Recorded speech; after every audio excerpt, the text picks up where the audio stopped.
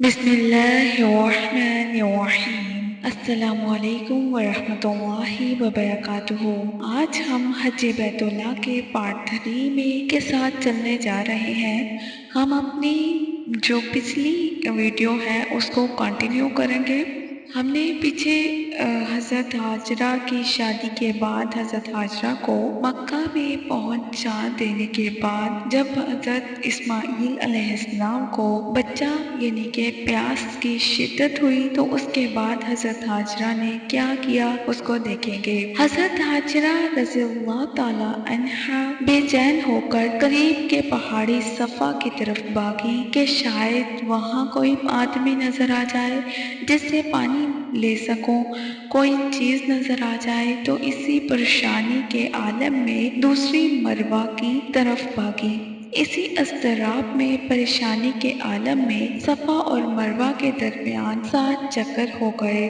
ابھی مروہ پر ہی تھی کہ ایک آواز سنی، دیکھا کہ حضرت جبرائیل علیہ السلام کے ایڑی مارنے سے پانی کا چشمہ وہیں نکل آیا جہاں حضرت اسماعیل علیہ السلام لیٹے تھے۔ یہ وہی چشمہ ہے جسے آب زمزم کہا جاتا ہے۔ حضرت حاجرہ رضی اللہ تعالیٰ عنہا نے چشمہ کے گرد منڈیر بنا کر اسے حوض کی شکل میں دے دیا۔ اب سیدہ حاجرہ رضی اللہ تعالیٰ عنہا اطمینان سے خود بھی زمزم پیتی اور بچے کو بھی اطمینان سے دودھ پلاتی۔ لمحہ بھر کے لیے تصور کیجیے کہ لق و دق اور صحرا میں اکیلی خاتون اور ساتھ چند ماہ کا بچہ، نہ کوئی بات سننے والا، نہ سنانے والا، نہ کوئی دلاسا دینے والا، نہ سہارا دینے والا۔ پرہول سناٹا۔ پہلی رات آئی ہوگی تو کیسے کٹی ہوگی؟ پھر جب متاع خور نوش ختم ہو گئے تو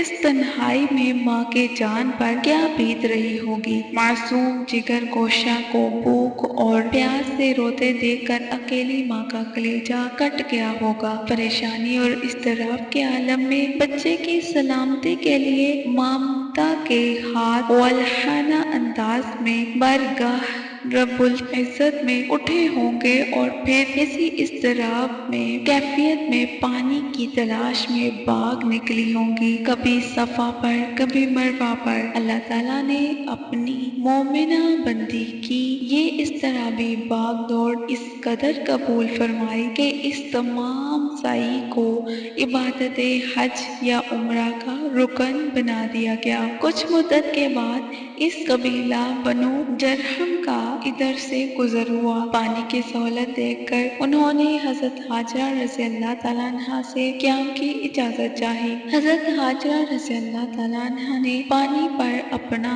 حق ملکیت تسلیم کرواتے ہوئے اجازت دے دی۔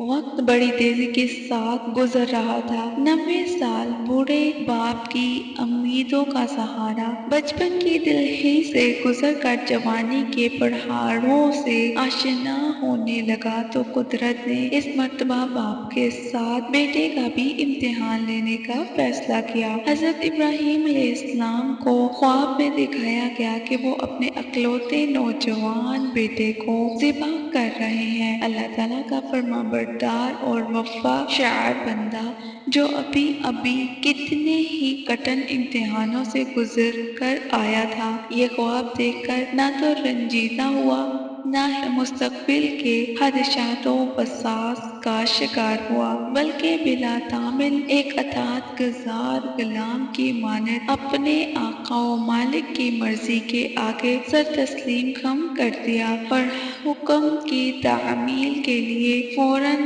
فلسطین سے مکہ مکرمہ پہنچ گیا۔ باپ جب بیٹے سے ملا ہوگا تو باپ نے اپنے جگر گوشہ کو سینے سے لگا کر خوب پیار کیا ہوگا۔ جب باپ نے بیٹے کو بتایا کہ اللہ تعالیٰ نے مجھے خواب میں تمہیں ذبح کرنے کا حکم دیا ہے تو فرمانبردار بیٹے نے تسلیم رضا کی اسی طرز عمل کو مظاہرہ کیا جس کا مظاہرہ اس سے پہلے عظیم باپ کر چکا تھا۔ حضرت اسماعیل علیہ السلام کا جواب اللہ تعالیٰ قرآن مجید میں ان الفاظ میں فرماتے ہیں، ابا جان جو کچھ آپ کو حکم دیا جا رہا ہے اسے کر ڈالیے، انشاءاللہ آپ مجھے صبر کرنے والوں میں سے پائیں گے۔ سعادت مند بیٹے کا جواب سن کر باپ کو اطمینان ہو گیا۔ دونوں باپ بیٹا اللہ کے حکم کی تعمیل کے لیے نکل کھڑے ہوئے اور پھر اللہ تعالیٰ کی رضا کے لیے حضرت ابراہیم علیہ السلام نے تاریخ اسلام کا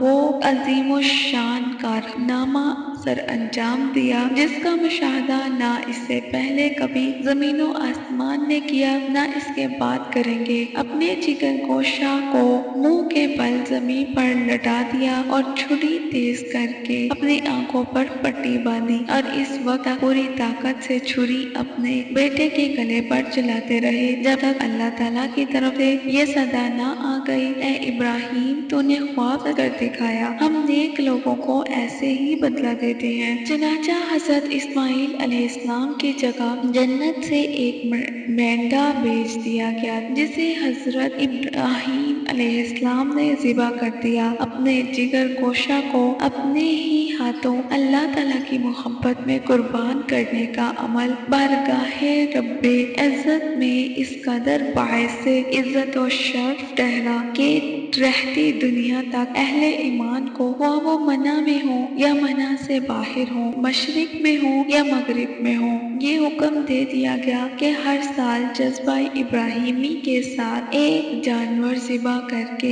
ایک عظیم الشان واقعے کی یاد تازہ کیا کریں۔ اس انوکھا اور عجیب و غریب امتحان میں کامیابی کے بعد اللہ تعالیٰ نے حضرت ابراہیم علیہ السلام کو ایک بہت بڑے اعزاز سے نواز دینے کا فیصلہ کیا۔ حکم دیا گیا کہ دنیا میں میرے لیے ایک گھر تعمیر کرو۔ باپ بیٹے نے خوشی خوشی گھر کی تعمیر شروع کر دی۔ تعمیر کرتے کرتے جب حجرہ اسود کی جگہ پہنچے تو حضرت ابراہیم علیہ السلام نے حضرت اسماعیل علیہ السلام سے کہا، بیٹا کوئی اچھا سا پتھر ڈھونڈ کر لاؤ۔ حضرت اسماعیل علیہ السلام پتھر ڈھونڈ کر لائے تو دیکھا حضرت ابراہیم علیہ السلام وہاں کوئی دوسرا پتھر لگا چکے ہیں۔ حضرت اسماعیل علیہ السلام نے پوچھا، یہ پتھر کہاں سے لایا ہے؟ حضرت ابراہیم علیہ السلام نے فرمایا، یہ پتھر اللہ کے حکم سے حضرت جبرائیل علیہ السلام لے کر آئے ہیں۔ یہ وہی پتھر ہے جسے حجرہ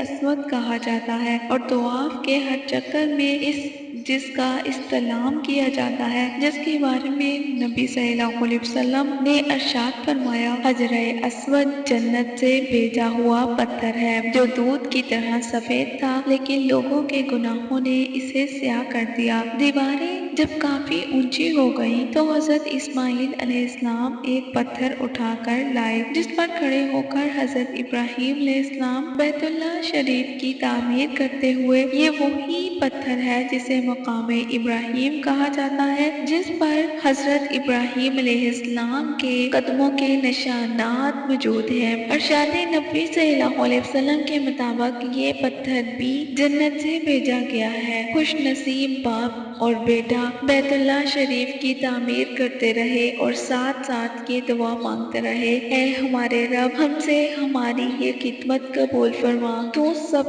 کی سننے والا اور سب کو جاننے والا ہے۔ بیت اللہ شریف کی تعمیر مکمل ہو گئی تو اللہ تعالیٰ نے حضرت ابراہیم علیہ السلام کو حکم دیا، اے ابراہیم لوگوں میں حج کے لیے اعلان کر دو۔ حضرت ابراہیم علیہ السلام نے عرض کیا، اس بے آب و ویرانے سے باہر آبادیوں تک میری آواز کیسے پہنچے گی؟ اللہ تعالیٰ نے فرمایا، اعلان کرنا تمہارا کام ہے اور اسے لوگوں تک پہنچانا ہمارا کام ہے۔ چنانچہ اللہ تعالیٰ نے حضرت ابراہیم علیہ السلام کا یہ اعلان نہ صرف اس وقت کے زندہ انسانوں تک پہنچا دیا بلکہ عالم ارواح میں تمام روحوں تک یہ آواز پہنچا دی۔ جس جس شخص کی قسمت میں بیت اللہ شریف کی زیارت لکھی تھی، اس نے حضرت ابراہیم علیہ السلام کے اعلان کے جواب میں لبیک کہی۔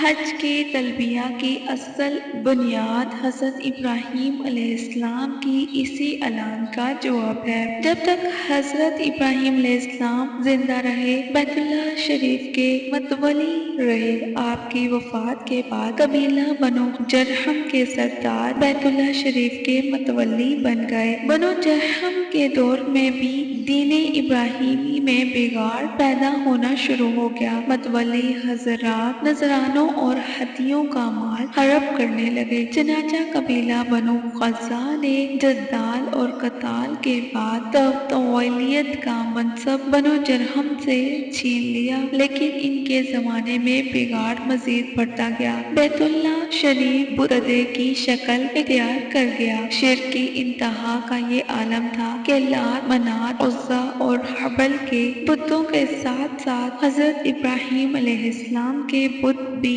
بنا کر بیت اللہ شریف میں رکھ دیے گئے۔ بنو قزا کے بعد بیت اللہ شریف کی تولیت قریش مکہ کے ہاتھ آ گئی۔ قریشی سردار قصہ بن کلاب نے خزی سردار کی بیٹی سے شادی کر لی، جس کے نتیجے میں قریشی داماد کو خزاعی سسر سے کعبہ کی تولیت حاصل ہو گئی۔ بعثت نبوی صلی اللہ علیہ وسلم کے 21 سال بعد تک یعنی 8 ہجری تک بیت اللہ شریف میں شرک اور بدعت مرکز بنا رہا اور طریق جاہلیت کے مطابق مشرک حج کرتے رہے۔ 18 ہجری میں آپ صلی اللہ علیہ وسلم نے مکہ فتح کیا تو بیت اللہ شریف کو بتوں اور تصویروں سے پاک کیا۔ 9 ہجری میں حج فرض ہوا تو آپ صلی اللہ علیہ وسلم نے حضرت ابو بکر صدیق رضی اللہ تعالیٰ عنہ کو امیر حج بنا کر بھیجا اور فریضہ حج اسلامی شریعت کے مطابق ادا کیا گیا۔ 10 ہجری میں رسول اللہ صلی اللہ علیہ وسلم نے 1,24,000 جان نثار صحابہ رضی اللہ تعالیٰ عنہ کی معیت میں حیات طیبہ کا پہلا اور آخری حج حجۃ الوداع ادا فرمایا۔ آج کے لیے ہم اتنا ہی کافی کریں گے۔ ہم انشاءاللہ باقی کو آگے اگلی ویڈیو میں جاری رکھیں گے۔ اپنا خیال رکھیے گا، ویڈیو کو سنتے رہیے گا۔ اگر آپ نے پہلی ویڈیو بھی نہیں سنی تو آپ ان کو بھی جا کر سن سکتے ہیں۔ السلام علیکم ورحمۃ اللہ۔